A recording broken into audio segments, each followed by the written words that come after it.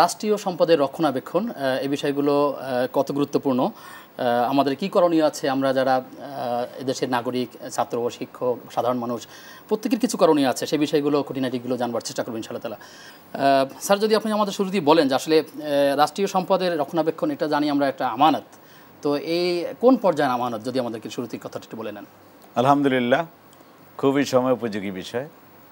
রাষ্ট্র তো আসলে কোনো ব্যক্তির না, সবাই রাষ্ট্র।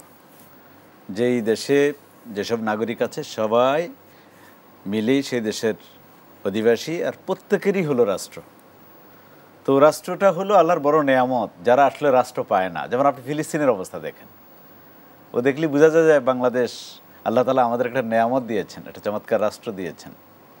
তো এই রাষ্ট্রটিকে রক্ষণাবেক্ষণ করা, এর সম্পদ রক্ষণাবেক্ষণ করা, এটা যেমনিভাবে ইমানের সাথে জড়িত একটা বিষয়, তেমনিভাবে একটা নৈতিক বিষয়, এটা কিন্তু একটা মূল্যবোধেরও বিষয়। এই সম্পদ রক্ষা করা মানেই হলো আমার দেশকে আমি এগিয়ে নিয়ে যাব। আসলে যে দেশগুলি দুনিয়ায় যত উন্নত, আপনি দেখবেন যে সেই দেশের লোকেরা তত বেশি সিরিয়াস তাদের দেশের ব্যাপারে, এবং তারা তাদের জীবনের চেয়েও বেশি পছন্দ করে, ভালোবাসে তাদের রাষ্ট্রকে, রাষ্ট্রীয় সম্পদকে। আর রাষ্ট্রীয় সম্পদ হলো আপনার কাছে আল্লাহর দেয়া একটা আমানত। আল্লাহ তাআলা বলছেন, ইন্নাল্লাহা ইয়া'মুরুকুম আন তুআদ্দুল আমানাতি ইলা আহলিহা।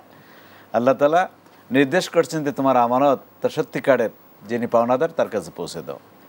তো বিধায় আল্লাহ তাআলা নেয়ামত দেন এবং দেখতে চান যে আমরা সেই নেয়ামতটা কীভাবে ব্যবহার করি। তো এরকম একটা রাষ্ট্র, রাষ্ট্রীয় সম্পদ যে আল্লাহ দিয়েছেন, এটাকে রক্ষণাবেক্ষণ করা আমাদের কিন্তু ইমানি দায়িত্ব। এবং আপনি জানেন, একটা হাদিস আছে, আল্লাহ রাসূল বলেছেন যে কিয়ামতের মাঠে তোমরা কি জানো মাল মুফলিস, কে সবচেয়ে হতভাগা হবে, সবচেয়ে দরিদ্র হবে? সাহাবায়ে কেরাম তাদের মতো জবাব দিয়েছে যে যার বাড়ি নাই, যার গাড়ি নাই, যার ঘোড়া নাই। রাসূল বললেন যে না, দেখবা যে কিয়ামতের মাঠে হতভাগা হবে সে ব্যক্তি নামাজ নিয়ে, রোজা নিয়ে, যাকাত নিয়ে হাজির হয়েছে, কিন্তু কাউকে গালি দিয়েছে, সম্পদ নষ্ট করেছে, কারো জমি দখল করেছে, সে হচ্ছে সবচেয়ে হতভাগা। এবং করা হবে কি, যাদের যাদের সম্পদ সে রক্ষণ করেছে তাদেরকে তারগুলি সব দিয়ে দেওয়া হবে সওয়াব। এরপরেও যখন তাকে জাহান্নামে ফেলে দেওয়া যাবে না, তখন অন্যদের পাপগুলি এনে তাকে দিয়ে দেওয়া হবে, তারপর তাকে জাহান্নামে ফেলে দেওয়া হবে। মানে কি হতভাগা দেখেন। তার মানে বোঝা গেল মানুষের অধিকার। এই বাংলাদেশের সম্পদ কিন্তু কোনো এক ব্যক্তির সম্পদ না, কিন্তু বাংলাদেশ দুঃখজনক হলো সত্য, আমাদের মানসিকতা ঢুকে গেছে, তাই না?